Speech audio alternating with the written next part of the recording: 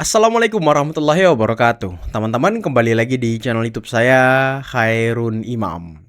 Gimana nih kabar kalian? Semoga kita semua selalu diberi kesehatan, kemudahan, dan juga limpahan rezeki dari Yang Maha Kuasa. Nah, di video kali ini kita akan menyaksikan bagaimana penjelasan yang sangat luar biasa datang dari Bapak Irjen Pol Purnawirawan Arianto Sutadi terkait dengan kelanjutan kasus ijazah Pak Jokowi yang kemarin sempat diumumkan oleh Dirkrimum Polda Metro Jaya, yakni Bapak Kombes Pol Iman Imanuddin, bahwa berkas perkaranya sudah lengkap, tidak ada lagi yang harus diperbaiki, dan sekarang Polda Metro akan berkoordinasi dengan Kejaksaan untuk pelimpahan barang bukti dan juga tersangka.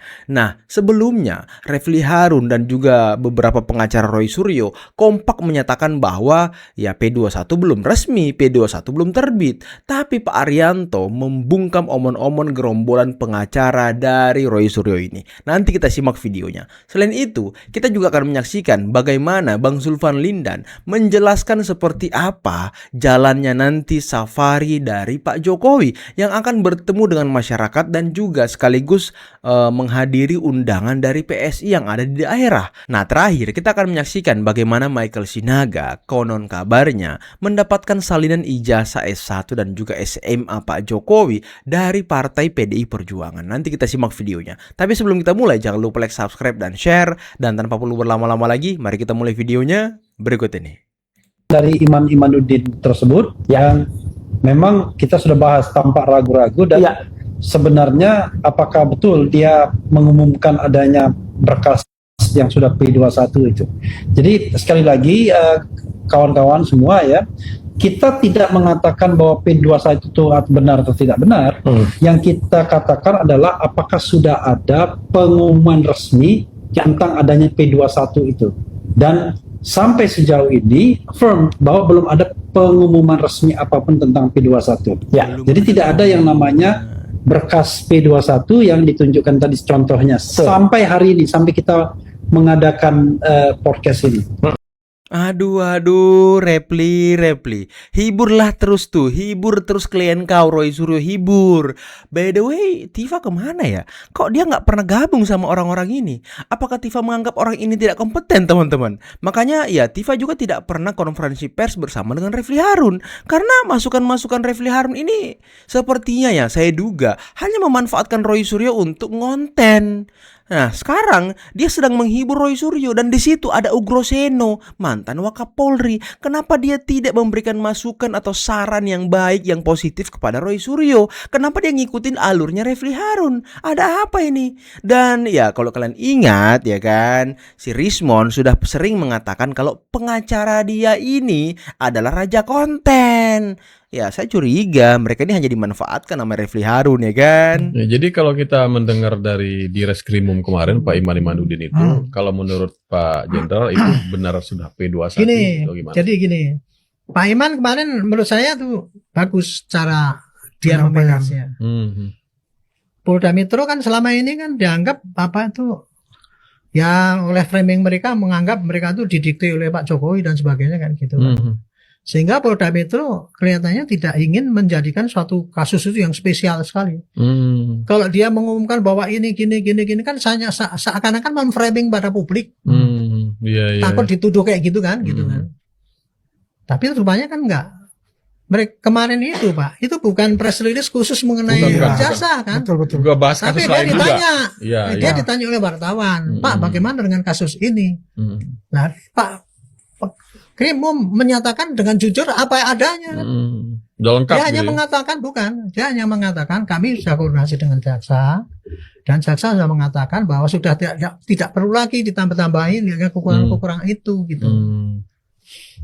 Artinya kan berarti itu kan berkas itu sudah lengkap kan gitu kan. Gitu. Udah lengkap. Nah kalau itu berarti kalau sana beda ya kalau ngomongnya itu kurang ini itu namanya belum lengkap. Karena sudah dibilang nggak perlu lagi mengirimkan kekurangan yang kemarin sudah saya sampaikan itu, maka berarti sudah lengkap kan gitu kan. Nah, tapi kan tidak ngomong P21 kan? Artinya kalau sudah lengkap gitu itu nanti ranahnya kejaksaan Pak. Kejaksaan. Yang mengeluarkan itu P21 itu enggak. Yang press release harusnya kejaksaan. Ya. Kan jadi Pak Tapi itu kejaksaan punya kewajiban untuk press release atau enggak? Yang namanya press release itu tidak diatur dalam KUHP. Tidak ada, dan enggak wajib juga ya. Kewajiban. Jadi cukup dia sampaikan surat itu ke penyidik udah cukup sebetulnya. Iya.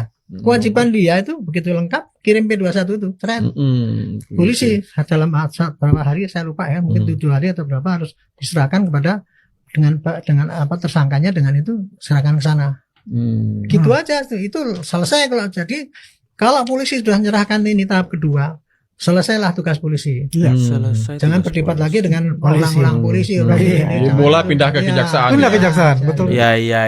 Ini penting teman-teman. Dengar tuh repli penjelasan Bapak Arianto Sutadi. Dan ini berkesesuaian dengan penjelasan Bang Rifai, kuasa hukum dari Pak Jokowi, saat dia berhadapan dengan Abdul Ghafur di Kompas TV. Ya, Pak Rifai juga mengatakan dan menegaskan bahwa P21 itu hanyalah penomoran dalam administrasi kejaksaan kepada Polda Metro, tidak diatur secara khusus oleh KUHP dan tidak ada kewajiban juga diumumkan. Bahkan ya yang wajib mengumumkan itu bukan yang wajib, tapi yang biasanya mengumumkan itu harusnya kejaksaan.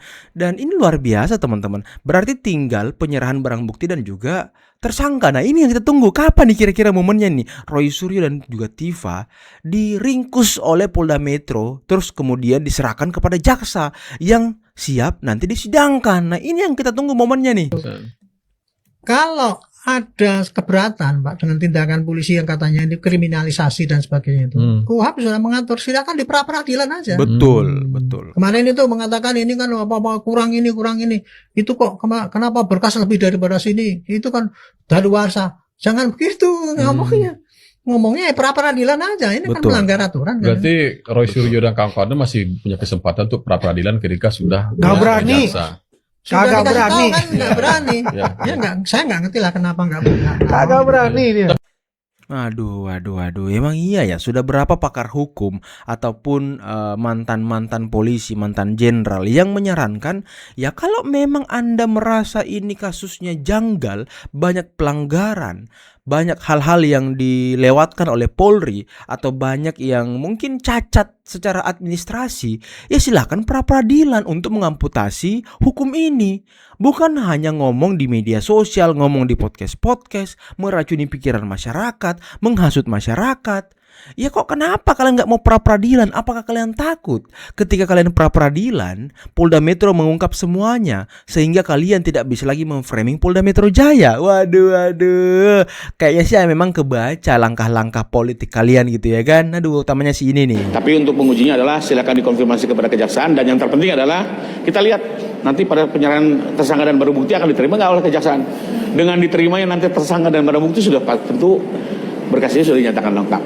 Jadi tidak perlu berandai-andai, kita ikuti saja proses ke depan. Dan satu hal yang mungkin saya sampaikan adalah setiap warga negara harus menghormati proses hukum yang sedang berlangsung. Dengan satu perkembangan ini juga bagaimanapun tentunya bisa menjawab selama ini polemik di masyarakat, terutama untuk Pak Jokowi sebagai saksi korban.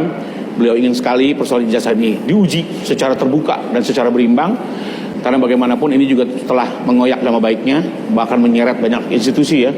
Ada UGM, KPU, KPUD, Kemendikbud dan berbagai macam institusi. Mudah-mudahan dengan persidangan ini diperoleh kepastian ya terkait dengan keabsahan ijazah Pak Jokowi, dan banyak pihak bisa dipulihkan nama baiknya, tidak hanya Pak Jokowi. Ya, ingat, fitnah itu korbannya bukan hanya Pak Jokowi, tapi juga seluruh masyarakat yang mengkonsumsi berita ini juga perlu diluruskan ya. Apalagi di era post-truth seperti ini, hal seperti ini memang harus diluruskan. Betul. Biarlah kita jadi bangsa yang memenangkan era post-truth ya, dengan bisa mengesampingkan informasi-informasi yang tidak benar yang bisa justru memprovokasi masyarakat ya. Nah itulah target mereka sekarang. Mereka berusaha untuk meracuni pikiran masyarakat, memprovokasi, meraup sebanyak-banyaknya dukungan dari masyarakat, sehingga nantinya ketika kasus ini masuk ke persidangan, ya mungkin saja diduga ini ya, saya menduga mereka akan mengkonsolidasi, mengumpulkan massa, kemudian melakukan aksi-aksi demonstrasi untuk menekan pengadilan. Nah, seperti yang sudah mereka lakukan ketika kasus imam besar mereka ditangkap, masuk pengadilan, ataupun aktivis-aktivis mereka ditangkap, masuk pengadilan. Nah itu kan yang selalu mereka lakukan, konsolidasi massa, aksi demonstrasi. Harapannya apa? Kasus ini dihentikan demi ketertiban. Nah mungkin itu tujuan akhir mereka. Setelah permintaan dia sekarang dihentikan demi hukum, itu gagal total teman-teman. Nggak ada sama sekali harapannya. Oke, terima kasih. Saya mungkin sedikit saja.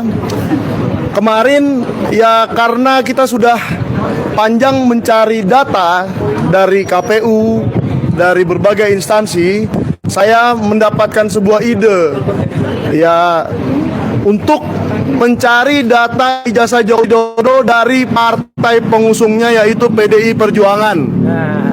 Ternyata setelah saya surati secara resmi sebagai pers tanggal 18 kemarin, langsung dalam 1 hari dijawab. Tolong Pak. Ya, siap. Izin Pak. Enggak apa-apa. Nah, Ya. jawabannya Silakan. ini terkait permohonan informasi publik berupa formulir dan berkas pendaftaran Joko Widodo dan salinan seluruh dokumen pendukung termasuk ijazah SMA dan S1. Ini dia langsung dari PDI Perjuangan memberikan kepada saya. Nanti kita cek lagi. Sama persis Sama yang dari KPU. seperti yang kita ketahui selama ini. Jadi kalau ada yang selama ini menganggap ini asli, ya mungkin tetap menganggap asli. Betul. Kalau selama ini menganggap palsu, Ya, tetap palsu. palsu. Mukanya pendek. Fotonya siapa itu? Iya. Dan yang kedua, ini saya tunjukkan dulu ya. Ya. Bahwa ini saya dapatkan resmi. Ya. Ada tanda terimanya, ada bantengnya. Nah, Ya, langsung ada bantengnya PDI Perjuangan. ya. Saya dapatkan secara resmi dari kantor DPP PDI Perjuangan. Yes. Lalu saya mendapatkan juga sebuah ijazah SMA. Nah, Nah, yang sebenarnya kalau kita pernah nyalek atau pernah apa, kita tahu ya Pak Roy ya, ya. bahwa ijazah yang dipersyaratkan itu adalah ijazah SMA, Nah, bukan ijazah S1. Jadi inilah sebenarnya dokumen yang juga menjadi kunci apakah pencalonan Joko Widodo di tahun 2014 sebagai presiden itu sah atau tidak. emang anak SMA tahun segitu boleh gondrong, Wet? Nah, saya nggak tahu, tapi ini yang jelas fotonya agak gondrong ya. Ya, tanya ke sekolahnya. Bisa nggak waktu itu gondrong, atau tanya ke pemangku kebijakan terkait. Jangan nanya ke netizen, jangan nanya ke video. Dan tadi saya penasaran, itu ijazah tahun berapa? Atau fotokopi ijazah yang disetor Pak Jokowi ke PDIP tahun berapa? Apakah 2014? Nah, kalau 2014 kemudian fotokopi ijazah yang digunakan Pak Jokowi saat pencalonan wali kota itu sama, ya berarti sama semua ijazah Pak Jokowi. Dan narasi-narasi kalau ijazah beliau dibuat di pasar pramuka ya memang tidak berdasar selama ini. Karena ya dari awal Pak Jokowi memang menggunakan ijazah itu. Atau kalau perlu minta ijazah Pak Jokowi ketika beliau melamar ke salah satu perusahaan di Aceh. Di Aceh kalau nggak salah ya, perusahaan kertas itu, ketika beliau pertama kali kerja. Kalau ijazah yang ada di sana itu sama dengan ijazah yang sekarang, ya berarti itu asli. Nggak perlu lagi kalian cari kemana-mana. Tinggal itu yang kalian cari, itu perlu kalian cari. Tapi ya apa ya kira-kira nama perusahaannya? Mungkin kita bisa tanya Pak Jokowi kan, Pak kira-kira apa nama perusahaannya? Apakah perusahaannya masih buka atau udah tutup? Ah, ini penting juga nih. Karena kalau udah tutup ya berarti pemberkasannya udah nggak ada juga ya kan? Selalu bicara kepentingan, tidak pernah melihat apa yang dikerjakan seseorang, aktivitas seseorang itu adalah positif dalam rangka komunikasi dengan rakyat. Dan kerinduan ini. Iya. Pak Jokowi itu rindu aja. Aduh, saya dulu kan sering keliling sampai Papua, ke Aceh, ke Padang, ke Palembang kan, ke Medan, ke Jawa. Nah sekarang dia rindu. Masa orang rindu nggak boleh? Kejam kali kita, ya kan? Jadi supaya kerinduan Pak Jokowi ketemu dengan rakyat dihambat. Kan diejek itu Bang. Bilang itu untuk bawa ijazahnya tuh, untuk bukti kalau ijazahnya. Kan ada aja ejekan orang itu. Ya orang nyinyir itu kan kerdil. Ya kan? Setiap orang yang nyinyir itu jiwanya kerdil. Ya kan? Kalau orang kerdil ngapain kita tanggapi? Biarin aja lah. Namanya kerdil. Kalau kita juga menanggapi orang kerdil, makin kerdil kita. Biarin aja lah. Ya, iunan di orang lalungan di awak. Kan gitu bahasa Padangnya. Mantap. Jadi Abang membaca apa yang sedang dilakukan Pak Jokowi itu semata-mata hanya karena beliau merasakan kerinduan untuk bertemu lagi. Iya. Tapi dampak politik kan dengan sendirinya itu ada. Betul, Iya kan? secara tidak langsung. Kalau Megawati punya rasa kerinduan dengan rakyat, datanglah. Kalau Pak SBY merasa punya kerinduan dengan rakyat, kelilinglah Indonesia. Kemudian siapa lagi mantan presiden kita? Ya kan, kelilinglah ke Indonesia karena rindu nggak sama rakyat. Tapi kan lain. Pada saat mereka jadi presiden tidak semasif Pak Jokowi berkomunikasi dengan rakyat gitu. Sehingga nggak punya dampak. Kan semua orang punya hak. Siapa saja punya hak untuk mengunjungi rakyat. Ya kan? Kenapa Jokowi mau datang diprotes, dipersoalkan? Inilah yang saya katakan nggak menggunakan akal sehat, selalu kebencian, ya kan? Permusuhan yang ingin dibangun gitu loh. Itu persoalan pokoknya. Bang, kan kebencian ini kan salah satu dan salah banyaknya itu dari mantan partai Abang. Abang membaca ada kerugian nggak bagi mereka secara elektoral sehingga melakukan hal itu? Atau ada nggak hitung-hitungan Abang? Ya kalau mereka merasa misalnya kunjungan Pak Jokowi itu merugikan PDIP, ya dari PDIP turun lagi. Menjelaskan. Ya kan? Nggak usah nyinyir-nyinyir. Siapa saja, bukan hanya PDIP, siapa saja yang nyinyir, datanglah ke rakyat. Habis Jokowi pulang datang mereka. Ada nggak rakyat mau terima? Kan gitu. Ada nggak mau rakyat apresiasi kepada mereka? Jadi ini karena saya katakan apa ya, iri aja. Karena Jokowi masih bisa diterima oleh rakyat, elektabilitas kesukaan rakyat kepada Jokowi masih di atas 70%, mereka kadang mungkin di bawah 10%, jadi iri aja. Itulah iri. Iri aja ya. Satu lagi nih Bang. Ada juga yang bilang gini, Pak Jokowi ini jangan-jangan kelilingnya juga dalam tanda kutip ya, membantu PSI untuk kampanye supaya makin dikenal oleh. Kan belum masa kampanye. Bukan kampanye sih, untuk lebih memperkenalkan PSI sebenarnya. Ya. Abang gimana membaca Kalau pola saya itu? lihat Kan enggak. mau nggak mau Bang, Kaisang anaknya juga ketua umum partai politik, nggak mungkin nggak punya dampak walaupun sedikit, pasti ada efek dong. Abang gimana membaca itu? Kalau saya lihat, apapun saya katakan tadi, apapun yang dilakukan dalam Pak Jokowi ini turun ke masyarakat, pasti ada dampak positifnya bagi PSI. Ya, iya kan? Ya, itu otomatis. Gitu. Coba kalau PDI nggak diejek oleh, Pak Jokowi nggak diejek-ejek oleh Megawati dulu, waktu saat dia masih dekat. Kan Pak Jokowi masih di PDIP. Apapun yang dilakukan oleh Jokowi dampaknya untuk PDIP kan gitu. Nah jadi udahlah. Soal-soal seperti itu kalau kita tanggapi terus kita capek. Ya kan? Nanti ini kepentingan Gibran, ini kepentingan Kaisang, kepentingan PSI. Iya kan? Boleh aja. Kalaupun iya kan boleh aja. Kenapa? Haknya kok. Masa orang mau haknya dibatasi? Iya kan? Haknya biar aja. Cuman orang yang ribut ini, yang nyinyir ini kerdil. Gak bisa melihat ini persoalan secara luas. Kerdil ya kan. Apapun yang dilakukan oleh Jokowi, jarum jatuh di rumahnya aja. Salah. Kayak datang apa kan? Angin ribut, ombak besar, gempa. Itulah karena kebencian. Gak pernah lihat secara positif. Tapi kan kita tahu polanya Jokowi. Gak pernah menanggapi hal-hal seperti itu, ya kan? Seperti dia bilang, Pak Dasko itu tidak punya niat juga untuk misalnya mendiskreditkan Pak Jokowi dengan yang bocor itu kan. Oh iya yang waktu itu kan pidato di DPR. Dan orang ingin mengadu kan. Wartawan nanya ini Pak Jokowi. Jokowi kan santai. Karena Pak Jokowi tahu Dasko tidak ada niat. Betul. Untuk sesuatu yang negatif. Ya, jadi itu memang tipikal Pak Jokowi banget ya. Saya daripada hidup Jokowi kan lebih bagus hidup sehat. Benar. Tinggal kalau orang lain udah mantas ini. Kalau orang lain begitu kan mungkin udah reaksinya kemana-mana. Udah somasi nih. Udah somasi. Kalau yang lain udah somasi. Ya, tapi kok Jokowi kan kita hidup sehat aja lah. Kan gitu. Ini juga Bang. Simpel saja. Selama ini tidak pernah ada sebuah perkara dihentikan hanya gara-gara penyidik tidak memenuhi petunjuk dalam waktu 14 hari. Bang Rifai sebentar. Enggak, Saya punya perkara, di daerah di KUHAP yang baru. Jangan debat kusir satu persatu. Saya punya perkara di KUHAP di pengadilan di Polda lain. Itu dikembalikan, Bang. Itu dikembalikan karena melampaui waktu 14 hari. Dihentikan hanya gara-gara 14 hari saya belum pernah lihat ya. Dikembalikan kalau ada presidennya boleh tunjukkan. Ini cukup menarik satu. Kan kami katakan dikembalikan SPDP Bang Gafur yang dengar ini bukan hanya kita, Bang. Dikembalikan berkasnya SPDP, kemudian berkas perkaranya. Itu ketentuan pasal 138 KUHAP yang baru, Bang, ayat 2. Dan pedoman Jaksa Agung nomor 1 tahun 2026 di poin bab 3 poin 49 poin 50 poin 51 poin 52. Apa namanya? Itu terang.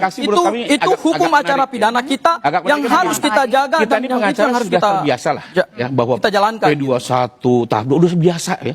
Itu bukan sesuatu yang menghebohkan. Kita pengacara memang harus siap mendampingi sampai persidangan.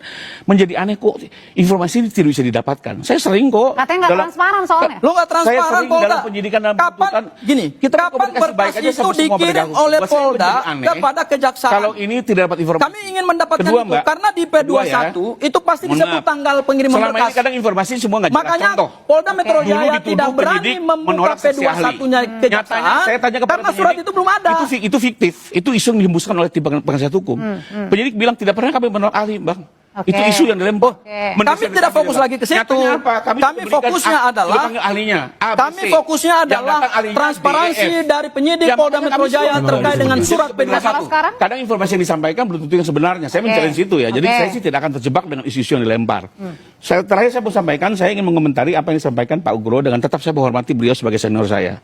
Beliau menyatakan bahwa dalam sebuah perkara pidana jika tersangkanya banyak, bila mana beberapa di antara di RC maka ini harus di-drop semua. Nah teman-teman, itulah tadi bisa kita lihat bagaimana perbandingan antara pengacara yang memang punya bobot keilmuan yang banyak dengan segudang pengalaman dengan pengacara yang cuma bisa bacot, yang congornya tidak tertib, yang yang tidak berani ke pengadilan. Nah itulah perbedaannya teman-teman. Dan pengacara yang mungkin yang kerdil gitu ya kan. Aduh, gimana ya? Udah dibilang kalau Anda merasa kasus ini janggal, ada pelanggaran administrasi, ada pelanggaran hukum, ada pelanggaran-pelanggaran lainnya di sana, ya tempuh pra-peradilan. Kalau memang Anda merasa Anda hebat, tapi mungkin Anda merasa Anda ini tidak hebat dengan pucuk pimpinan pengacara seorang ahli tata negara, ya udah Anda tidak mau menempuh pra-peradilan karena Anda takut sebenarnya, takut masuk ke meja hijau. Jadi jujur aja, nggak usah ditutup-tutupi kalau Anda ini nggak takut. Ngomong aja ke depan publik, ya sebenarnya kami takut gini-gini ya. Udah jujur gitu ya kan. Kami bisa menerima dan menertawai Anda. Aduh Gopur gimana ya? Saya kalau ngeliat pengacara yang bacotnya gede, ya itu biasanya ya isinya kosong teman-teman. Isinya kosong. Apalagi kalau bacotnya gede plus takut masuk pengadilan. Nah itu. Dan bacot gede ini sebenarnya ada kriterianya teman-teman. Kalau dia cuma bisa teriak-teriak, cuma nyela-nyela omongan orang, cuma bisa ngerocos kalau orang lagi ngomong. Nah ini udah tidak punya ilmu, tidak punya adab pula ya kan. Aduh kasihan sekali. Udahlah teman-teman, saya tuh udah males lihat si Gopur ini. Memang ternyata kapasitasnya ya kalau saya melihat ya tidak seperti pengacara-pengacaranya Pak Jokowi. Sangat jauh.